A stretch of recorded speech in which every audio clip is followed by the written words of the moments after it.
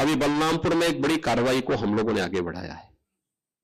आपने देखा होगा, उसने रेट तय किए थे। यानी कैसे धर्मांतरण के कार्यक्रम को आगे बढ़ाना है।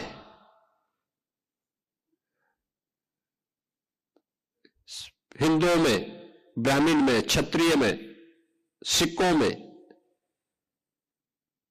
अन्य ओबीसी जातियों में, अनुसूचित जाति जनजाति के लोगों को कैसे धर्मांतरित करना है, सबके रेट उसने तय किए हुए थे।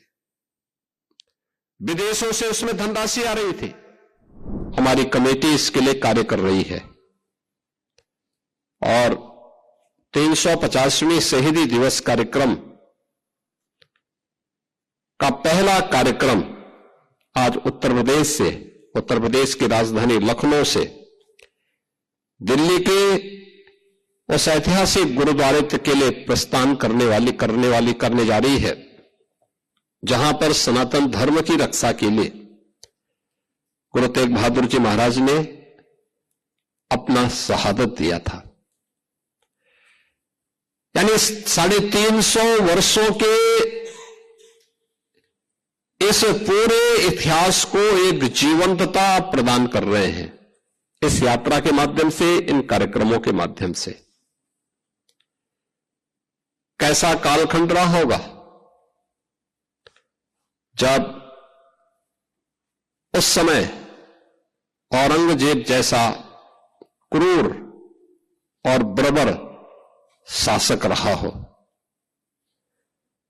और उस समय सनातन धर्म पर हो रहे हमलों को ध्यान में रख करके एक जगह नहीं, हर जगह से अत्याचार के समाचार आते थे। औरंगजेब ने तो एक संदेश ही, एक इस प्रकार का एक उसका उद्देश्य ही था, किसी प्रकार से तिलक और जनेऊ को समाप्त करके सनातन धर्म को हमेशा के लिए समाप्त करो। इस्लामीकरण के जिस बड़े अभियान को लेकर के आगे बढ़ा था, उसमें सबसे पहले चुनौती उसको किसी ने दी थी? गुरु तेग बहादुर जी महाराज ने दी।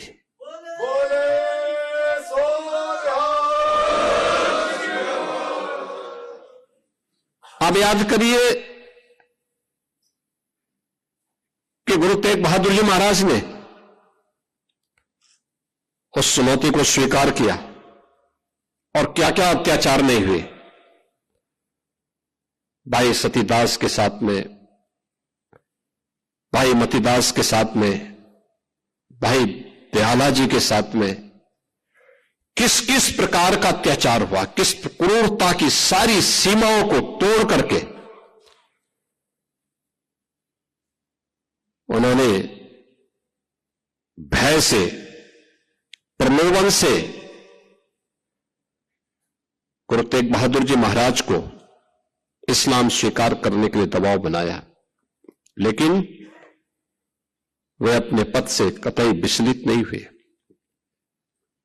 उन्होंने अपनी शहादत दी, लेकिन आने वाली पीढ़ी के लिए एक नई प्रेरणा भी दे दी। यही शहादत की परंपरा है जिस पर वर्तमान भारत की नींव खड़ी है। आज हम स्वतंत्र भारत में दुनिया की चौथी बड़ी अर्थव्यवस्था के रूप में अपने आप को स्थापित किए हैं। प्रधानमंत्री मोदी जी के नेतृत्व में भारत दुनिया की चौथी बड़ी अर्थव्यवस्था बनी है।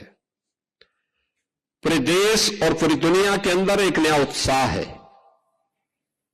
इसकी नींव में इस शहादत है, वह बलिदान है जो 4 साहबजादे देश और धर्म की रक्षा करने के लिए अपने आप को बलिदान करने में संकोच नहीं करते।